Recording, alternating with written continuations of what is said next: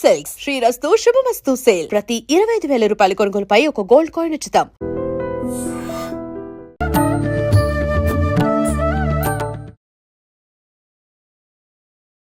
నమస్కారం, welcome to I dream. ధర్మ మార్గం విత్ విజిత కార్యక్రమానికి స్వాగతం. ప్రస్తుతం మనతో పాటు ఉన్నారు క్రియాయోగి ఆదూరి ఉదయ్ భాస్కర్ గారు. ఇప్పుడు వారితో మాట్లాడదాం. నమస్కారం అండి. నమస్కారం అండి. ఎలా ఉన్నారు?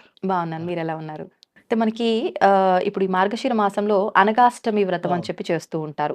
అసలు ఎవరు ఈ అనగాష్టమి అంటే ఈ అమ్మవారా, లేకపోతే ఎవరు ఈవిడ, మరి అసలు ఈ వ్రతం ఎందుకు చేస్తారు, ఎవరు చేస్తారు? వ్రతం ఆచరించాలి అని అంటే ఖచ్చితంగా మన పూర్వీకులు ఎవరైనా ఆచరిస్తేనే వంశపారంపర్యంగా ఆచరించాలి అంటూ ఉంటారు. అలాంటి విధానం ఏమైనా ఉందా ఈ వ్రతం ఆచరించాలంటే? వాటి గురించి తెలియజేయండి. తప్పకుండా అండి. ఓం శ్రీ గురుభ్యో నమః, అస్మద్ గురుభ్యో నమః. శ్రీ గణపతి సచ్చిదానంద పాదార విందార్పణమస్తు. ఎందుకంటే ఈ కాలంలో మనకి దత్తాత్రేయుల్ని ఎక్కువగా దత్త క్షేత్రాలని పునరుద్ధరించిన మహానుభావులు గణపతి సచ్చిదానంద మహాస్వామి. ఆయన ఈ అనగా వ్రతాన్ని కూడా చాలా విశేషంగా లక్షల్లో చాలా సామూహికంగా కూడా కార్యక్రమాలు నిర్వహించారు. అంతకుముందు వేరే వాళ్ళకి మాత్రం తెలియదు. మీరు అన్నట్టు అనగాష్టమి అనే తెలియదు. కానీ ఇది ప్రతి నెల బహుళ అష్టమి రోజున, పౌర్ణమి దాటిన తర్వాత వచ్చే అష్టమి రోజున ప్రతి నెల చేస్తుంటారు. ప్రతి నెల చేస్తుంటారు. నేను కూడా ఒకసారి 2 సార్లు వాళ్ళ దాంట్లో నేను కూడా పాల్గొనడం జరిగింది. ఈ అనగా అంటే మన దత్తాత్రేయులు వారు విష్ణు అంశం, మామూలు త్రిమూర్తి అంశము, ప్రధానంగా విష్ణు అంశం కాబట్టి నారాయణ స్వరూపం. లక్ష్మి లేకుండా నారాయణుడు ఉంటాడు. అందుకని ఇది గోప్యంగా ఉన్నది. అంటే దత్తాత్రేయ స్వరూపం ఎప్పుడు కూడా మనకి సింగిల్గానే కనిపిస్తూ ఉంటుంది. అందుకని ఇద్దరు ఉన్నట్టుగా కనిపించదు, కానీ నిగూఢంగా ఆయనలోనే ఆ శక్తి ఉంది. అనగా అనగుడు, అఘము అంటే పాపము, పాపరాహిత్యాన్ని, మనకున్నటువంటి పాపరాహిత్యాన్ని త్వరగా ధ్వంసం చేయగలిగినటువంటి మహానుభావుడు దత్తాత్రేయుడు. దత్తా దత్తా దత్తా అని 3 సార్లు పిలిస్తే వెంటనే మనకి సూక్ష్మంగా మన ఆదుకోవడానికి వస్తాడు. అందుకని ఈ అనఘా సమేత అనఘా స్వామి నమః అని వాళ్ళిద్దరిది ఎలా లక్ష్మీ స్వరూపంగా నారాయణ స్వరూపంగా ఈ దత్తాత్రేయుని వాళ్ళ సాంప్రదాయంలో మాత్రం చాలామందికి విశేషంగా తెలుసు. మిగిలిన వాళ్ళకి అంతగా ఈ అనఘాష్టమి అనేది తెలియదు. కానీ లక్ష్మీ సాధన మాసానాం మార్గశిర శీర్షోస్మి, ఈ నెల భగవంతుడికి చాలా ఇష్టం. అందుకని భగవంతుని దర్శనం చేసుకోవడానికి మనకి దారి చూపిస్తున్నాడు అనమాట. అంటే మన కష్టాలని తొలగించడానికి ఉంటాడు. అలాగే మనం సాధకులు అనేటువంటి వాళ్ళకి, దీక్ష చేసే వాళ్ళకి భగవత్ సాక్షాత్కారం కలిగే అవకాశం ఈ నెలల్లో ఉంది. మార్గశిర మాసం పుష్యమాసంలో దీక్షలు వహిస్తూ ఉంటారు. ఇది లక్ష్మీ సాధన. తర్వాత మనకి కనక మహాలక్ష్మి అని వైజాగ్లో అమ్మవారి స్వరూపం ఉంది. ఈ లక్ష్మీ వారం అని గురువారాన్ని అంటారు. అంటే గురువారాలన్నీ కూడా ఈ నెలలో 4 గురువారాలు కూడా ఆ మహాలక్ష్మి సాధన చేస్తారు. లక్ష్మీ అమ్మవారిని గురువారం అందరూ చేస్తుంటారు, కానీ గురువారం కూడా చేస్తారు. అందుకని ఆ పేరు ఎందుకు వచ్చింది లక్ష్మీవారం అని? లక్ష్మీవారం అంటే గురువారం కాదు, గురువారం. అందుకని వచ్చింది. కనక మహాలక్ష్మి దేవత వల్ల అక్కడ ఆచార ప్రకారంగా ప్రతి గురువారం 4 గురువారాలు కూడా ఆచరిస్తారు మార్గశిర మాసంలో. ఇంకా తర్వాత నుంచి ఇప్పుడు గురువారం పూట మనం లక్ష్మీదేవిని ఎలా ఆచరిస్తున్నామో ఒక గురువారం సాంప్రదాయంగా మనం ఆచరిస్తే ఆ గురువారం కూడా చేసుకోవచ్చు. అమ్మవారు లక్ష్మి, అందుకని మా లక్ష్మీ స్వరూపాన్ని గురువారం కూడా ఆచరిస్తారు. అష్టమి చంద్ర విభ్ర అలికస్థల శోభితాయ నమః అని లలితా సహస్రనామంలో ఉంది. అంటే అష్టమి రోజున నన్ను ఆశ్రయించు అని. సాధ్యమైనంత వరకు ఈ దేవాలయాల్లోనూ ఇక్కడ ఇళ్లలోనూ పూజ చేసేటప్పుడు పగలు చేస్తారు. అదే కనుక మనం నిజంగానే లక్ష్మీ సాధన చెయ్యాలి అనుకున్నటువంటి వాళ్ళు సాయంత్రం పూట చంద్రకళాస్వరూపిణి అమ్మవారిని రాత్రిపూట లక్ష్మీ సాధనలు కూడా సాయంత్రం పూట చేస్తుంటారు. అందుకని అష్టమి చంద్ర విభ్ర అలికస్థల శోభితాయ నమః అని అష్టమి చంద్రుడు సమానంగా ఉంటాడు 2 సార్లు కూడా. పౌర్ణమి దాటిన తర్వాత, అమావాస్య దాటిన తర్వాత కూడా 2 అష్టమి తిథులు వస్తాయి కదా మనకి. 2 తిథుల్లో కూడా ఆ చంద్రుని ప్రతిబింబం చూస్తే సమంగా ఉంటుంది. ఓకే. అంటే దాని అర్థం ఏంటి?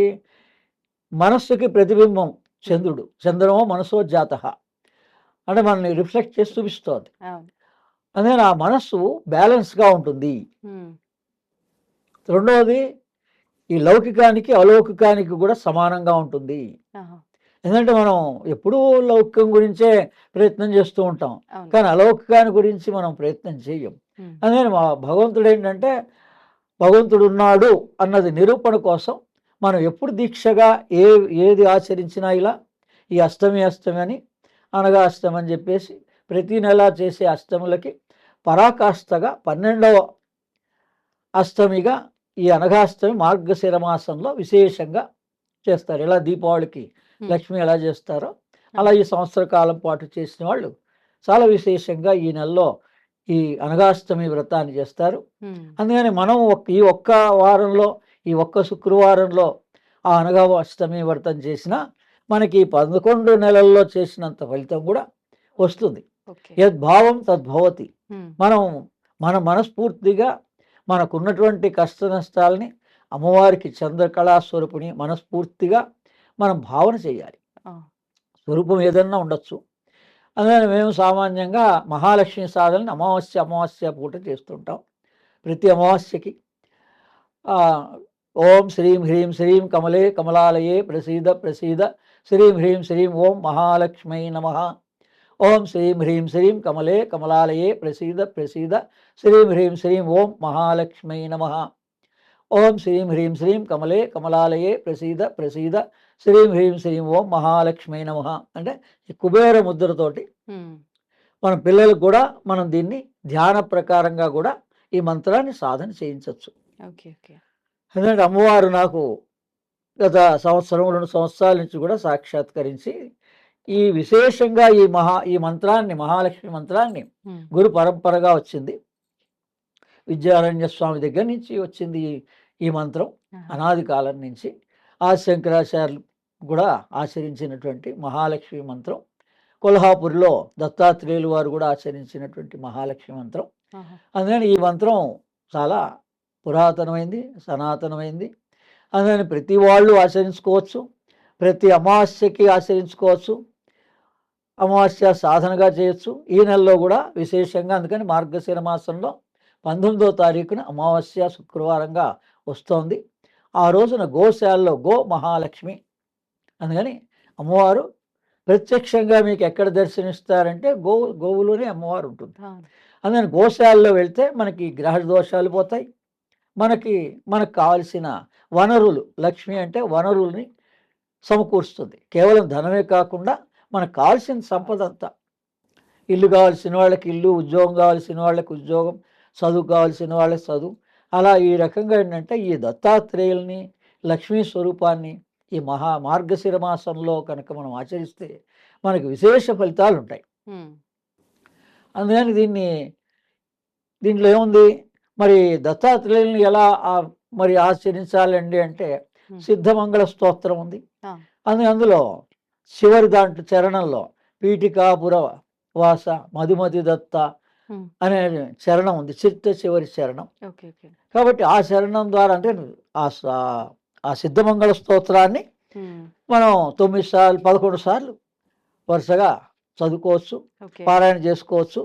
ఈ లక్ష్మీ స్వరూపంగా ఈ లక్ష్మీ మంత్రాన్ని చేయొచ్చు. అంటే అనగాలక్ష్మి వ్రతం ఆచరించలేని వాళ్ళందరికీ, ఆహా! అందరూ చాలా తక్కువ మంది అవును. ఆచరిస్తా అని అవును. చెప్పాం కదా. అవును. యావత్ మరి 2 రాష్ట్రాల్లో కొన్ని కోట్ల మంది ఉన్నారు. హ్మ్. వీళ్ళందరికీ కూడా ఈ ఇద్దరిని ఎలా పూజించాలి, దత్తాత్రేయుల వారిని, లక్ష్మీదేవిని అనేటువంటి దాంట్లో పీఠికాపుర నిత్య నిహాస మధుమతి దత్త మంగళ రూప అని చెప్పేసి జయ విజయీ భవ దిగ్విజయీ భవ శ్రీమదకండ శ్రీ విజయీ భవ. ఇక్కడ ఏమన్నారు, మధుమతి దత్త. హ్మ్. మధు అంటే అమ్మవారికి తేనె ప్రీతి. హ్మ్. ఆయనకు కూడా దత్తాత్రేయుల వారికి పొంగల్ నివేదన చేస్తారు. ఆహాహా! ఈ మధుమతి దత్త ఈ స్వరూపం ఎక్కడుంది అంటే మనకి ఎత్తిపోతల అనే దగ్గర ఈ దత్తాత్రేయుల వారు మధుమతి సమేత దత్తాత్రేయులు వారు ఉన్నారు. ఆహా! ఏకముఖి దత్తాత్రేయులు. ఓహో! అక్కడ చౌడేశ్వరి దేవత క్షేత్రపాలకురాలు. ఆహాహా. అక్కడ విష్ణు స్వరూపంగా శ్రీ దత్తాత్రేయ ఆ, స్వామి. దత్తాత్రేయ స్వామి వారు ఉన్నారు. ఎత్తిపోతల అంటే అది మామూలు, ఇప్పుడేమో ఎత్తిపోతల అని మనం వాడుకగా ఉంది ఉమ్. పేరు. యతి యతీశ్వరులు తపస్సు చేసిన చోటు ఓకే. యతి తపోతల, ఆహాహాహాహా. అది వాడుకలో ఇప్పుడు ఎత్తిపోతల ఎత్తిపోతల అయిపోయింది. అంటే వాటర్ ఫాల్స్ ఉన్నాయని ఎక్కడండి ఇది? ఆ పేరు పెట్టారు. ఆ, ఆ. నాగార్జున సాగర్ నుంచి 14 కిలోమీటర్లు ఓకే ఓకే. మాచర్ల రూట్లో ఉంటుంది. ఉమ్, ఉమ్, ఉమ్, ఉమ్. వెనుకొండ మాచర్ల రూట్లో ఓకే. నాగార్జున సాగర్ నుంచి వెళ్తే అద్భుతమైన దత్తక్షేత్రం ఉంటుంది. ఉమ్. ఇది మనకి అన్ని దత్తక్షేత్రాలు పాపనాశనం చేస్తాయి, కానీ ఇది ఆరోగ్యప్రదంగా మనము ఒక దత్తక్షేత్రం వెళ్తున్నామంటే మనం దేనికోసం వెళ్తున్నాము, ఏ దీక్ష వహిస్తున్నాము, శారీరక బాధల కోసమా, ఉమ్. మానసికమైనటువంటి బాధల కోసమా, లేకపోతే మనకి ఏదన్నా ధ్యానము కేంద్రీకృతం అవ్వాలని పోతున్నామా, అలా మనకి ఈ ధ్యానానికి దీనికి తపోభూమి అని కురపురం ఉంది ఓకే. దత్తాత్రేయుల వారికి. అవును అవును. అలాగే ఈ ఎత్తిపోతల అనేటువంటిది అక్కడ చెంచులు వాళ్ళు ఎక్కువ మంది వస్తారు, ట్రైబల్ పీపుల్ ఆహా. 90% వాళ్ళు ఉంటారు. అందుకని ఆ అట్మాస్ఫియర్లో మనకి అక్కడికి వెళ్ళంగానే ఆ సహజమైనటువంటి వాతావరణంలో మనకి ఆరోగ్యకరమైనది ఆయుర్వేద ప్రకారమైనటువంటివి మనకి లభ్యమవుతాయి. ఒక శ్రీశైలం కానీ, అందుకని ఇక్కడి నుంచి శ్రీశైలానికి గుత్తి బిలం అనేటువంటి దానికి కూడా గుహలు ఉన్నాయి ఉమ్, ఉమ్, ఉమ్. ఈ ఎత్తిపోతల నుంచి. ఓ, అందుకని రహస్యం. రహస్య గుహలు ఉన్నాయి. వాళ్ళు యతీశ్వరులు అందులో కూర్చొని తపస్సు చేసేవాళ్ళు. ఉమ్, ఉమ్. ఎప్పుడు అక్కడికి వెళ్ళినా యతీశ్వరుల దర్శనం కలుగుతుంది. ఈ సిద్ధమంగళ స్తోత్రాన్ని మనం 11 సార్లు పారాయణ చేస్తే కూడా మనం ఉన్న చోట్లో సూక్ష్మంగా ఆ యతీశ్వరులు మనని అనుగ్రహిస్తారు. 11 సార్లు 11 పారాయణకి. సార్లు ఈ సిద్ధమంగళ స్తోత్రం ఎంతో టైం పట్టదండి, చాలా సింపుల్గా ఉమ్. ఈ సిద్ధమంగళ స్తోత్రాన్ని మనకి అన్ని యూట్యూబ్లోనే భగవంతుడు ఏర్పాటు అవును. చేశాడు. అవును. ఎవరిది మంచి వాయిస్ తోటి మనది ఉందో ఆ ఉమ్. రికార్డ్ పెట్టుకొని మనం కంటిన్యూగా మనం వింటూ ఉంటే వినొచ్చు. ఉమ్. దాంట్లోని ముఖ్యమైన ఈ పదాలని పట్టుకోవాలి. ఉమ్. ఈ మధుమతి దత్త, మధు అని అంటే తేనె. అవును. అందుకని అమ్మవారికి పాయసం ప్రీతి. ఉమ్. పాయసంలో ఒక డ్రాప్ తేనె వేసి నివేదన చేస్తారు. ఆహా. ఇది ఈ రోజు యొక్క ఈ మాఘమాసంలో ఉండేటువంటి అష్టమి తిథి యొక్క ప్రాముఖ్యత, ఉమ్. అనగాష్టమి యొక్క ప్రాముఖ్యత, లక్ష్మీదేవి లక్ష్మీ సాధనలు ఇలా అందరూ చేసుకోవచ్చు. శ్రీ సూక్తం పారాయణ కూడా చేసుకోవచ్చు. ఇప్పుడు ఈ మంత్రం చేసుకునేటప్పుడు నియమాలు ఏమైనా పాటించాలంటారా? అంటే మామూలుగా ఇది నేను అందరికీ ఉపదేశం చేశాం. ఇది ధ్యాన మార్గంలో కూడా ఆచరించుకోవచ్చు. కాబట్టి దీనికి 108 సార్లు ఏ మంత్రమైనా చేసుకుంటే మంచిది. ముందుగా తర్వాత రోజు కూడా 11 సార్లు ఉదయం సాయంత్రం కూడా చేసుకొని ఓ దీక్షగా చేసుకుంటే మంచిది. ప్రతి అమావాస్యకి విశేషంగా చేస్తారు. ఓకే. ఇంకా ఆ రోజు ఒక రోజు లీవ్ పెట్టుకొని 24 గంటలు కూడా జపం ఆచరిస్తే ఏకాహంగా చాలా మంచిది. అంటే ఇది తమిళనాడు వాళ్ళు మనకి చాలా ఎక్కువగా ఆచరిస్తూ ఉంటారు అమావాస్య సాధన. అదే మనము ఆచరించవచ్చు. ఆ అమావాస్య అంటే మాయ అంటనిది, మనస్సు అంటే చంద్రుడు కదా, అమావాస్య రోజు చంద్రుడు కనపడదు కదా, అంటే మైండ్ డిస్టర్బెన్స్ ఉండదు అని అర్థం. ఓహో. మన మనస్సు ప్రతిదానికి ఇష్టపడుతోంది కానీ డిస్టర్బెన్స్ వస్తుందండి అంటున్నాం.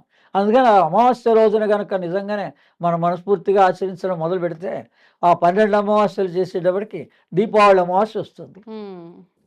అలా నెల నెల మనం ఏదో మనమే ఒక నియమం పెట్టుకొని మన అవసరాల కోసం మొదట కష్ట సుఖాల కోసం భగవంతుని ఆశ్రయిస్తాం. ఆ తర్వాత మనం యోగం ప్రధానం, భగవత్ సాక్షాత్కారం ప్రధానం. ఆ అమ్మవారు కనక మహాలక్ష్మి మన హృదయంలోనే ఉంటుంది, లోపలే ఉంటుంది. ఈ రకంగా అందరూ ఆచరించి తగిన ఫలితాలు పొందాలని. ధన్యవాదాలండి. And for more videos, Please subscribe to iDream. Please subscribe to iDream. Please subscribe iDream. And please subscribe to iDream. For more videos, subscribe to iDream. please like, share and subscribe to the channel. Congratulations, iDream. Subscribe to iDream. Subscribe to iDream. So subscribe to iDream Media. iDream team andarki huge congratulations. Please subscribe iDream Media. Please subscribe to iDream. Subscribe iDream. Please subscribe to iDream.